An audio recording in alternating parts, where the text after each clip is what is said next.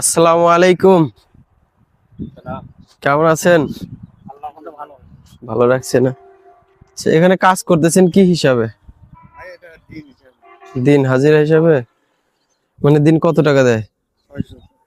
600 টাকা হাজিরা সারা দিন? খাবার দেয় না? তিন বেলা খাবার দেয়। আহ, আপনাদের বাড়ি কোথায়? গোবিন্দগঞ্জ। এটা কি বগুড়ার আশেপাশে নাকি? মহাস্থান পার হয়ে বুঝছি। মানে এই বাড়িতে কি থাকে কাজ করেন নাকি প্রতিদিন? এরুলিয়া বাজারে থাকেন। কাজ করা মাটির কাজ কষ্টই তো। মানে প্রতিদিনই আবার বাজারে যায় থাকেন, ওখান থেকে আবার মানে ওখান থেকে বিক্রি হন, বিক্রি হওয়ার পরে আবার এই সন্ধ্যাবার দিকে কাজ শেষে আবার চলে যাবেন। বুঝতে পারছি, জীবিকার উদ্দেশ্যে কষ্ট করতেই হবে।